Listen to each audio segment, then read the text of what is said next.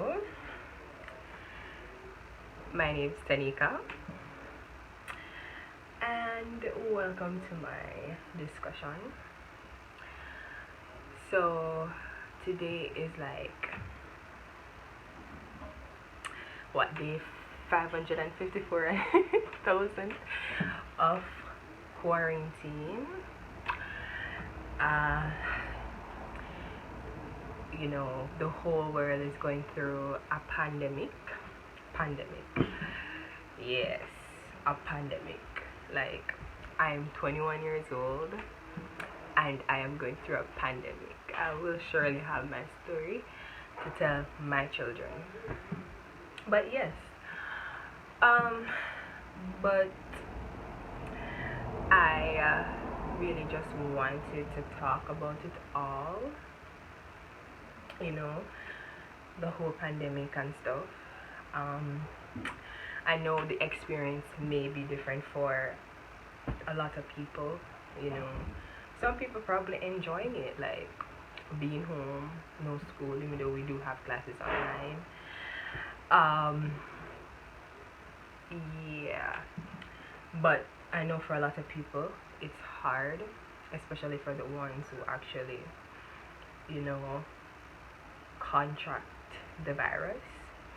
It's really especially hard for them because they go through the whole process of it, and also because of the stigmatization they have to face, and it's kind of depressing not being able to see people because when you have the virus they probably can't have family members seeing them and come looking for them and stuff like that. So it's kind of depressing when you don't see people on a daily basis, especially when you're in such a state, in the hospital and everything. So I must imagine depression, you know so the physical, the emotional, the mental health, all of that.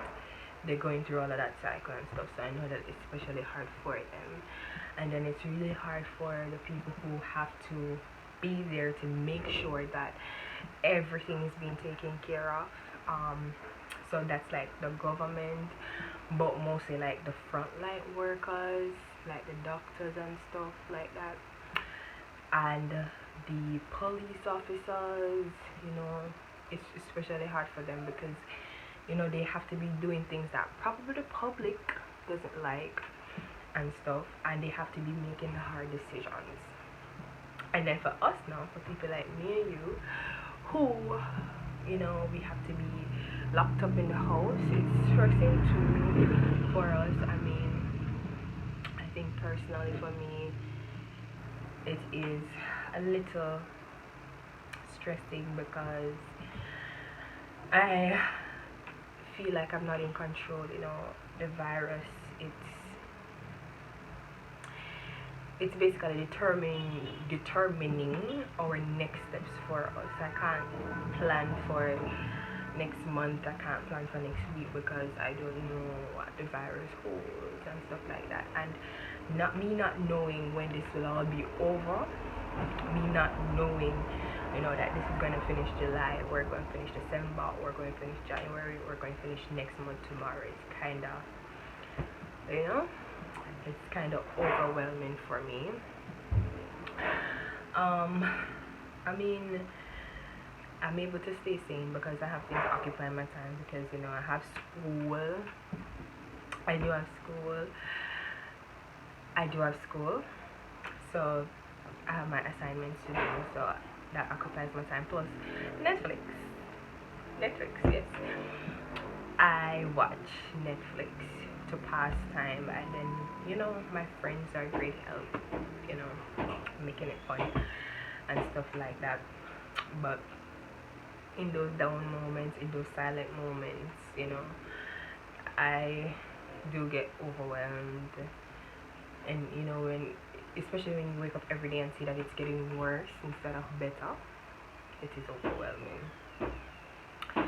Yeah. And also something that really keeps me sane, someone, of course, is God. Even though I'm personally not able to go to church because my parish is on lockdown, but still having the your own little morning devotion, still interacting with your church family and stuff, to have your own little sessions is pretty helpful. Just staying in tune with God and everything helps to keep you sane and at peace and calm. Yes. Yeah. So yeah, I think I have this scripture. It's my favorite scripture, and I think it can be applied to so many things or so many areas in one's life, and especially this.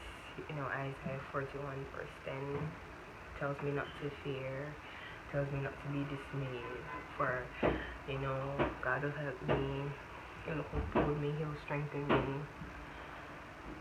So yeah, that's how it has been for me.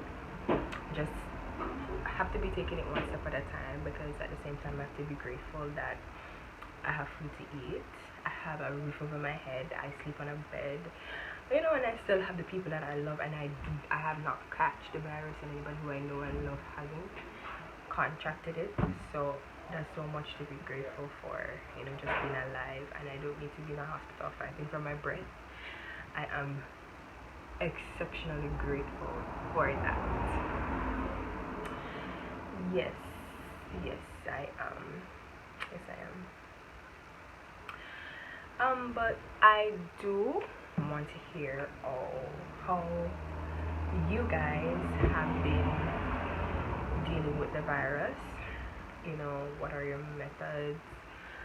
No, not really the virus, because probably you don't have it, but like, have you been dealing with quarantine, this new way of life, this new way of living? How have you guys been managing? Are you reading a book? Are you watching Netflix assignments just like me? And I keep seeing these things going around about being productive, which is good, but that really may not work for some persons, because persons deal with stress differently. So for some people, being productive, like gaining a new skill or something like that, could help them, but it doesn't necessarily work for everybody, because people deal with stress differently. So somebody who is dealing with this pandemic, gaining a new skill, starting a new business, that is not even in the equation, because I mean, they probably need therapy in this time, and it may be hard to find therapy, but they probably need to play games with their friends and just to take it one day at a time. So I mean, we don't need to place this burden on one another that we need to get a new skill or whatever. It is good, it is, and I really do encourage it, but we don't need to make it a burden. We don't need to push it in each other's face and like, oh, if you don't come out of this with some new skill, with some new business, you wasted your time. No, we all deal with stress differently. I think the primary thing we should really be focusing on right now is to really stay healthy and stay sane, and also to check up on our families and our friends, and make sure that they are okay mentally and emotionally and physically and financially, even as we all go through this pandemic together. That's like the only thing that should be everyone's main focus: health, mental health, physical health, financial health through this whole pandemic. But if we want to start businesses out of it, go ahead. Yeah. Yes. I really don't want to make this like boring, but this is not like the average videos that you see. I'm more interested in having heart to hearts.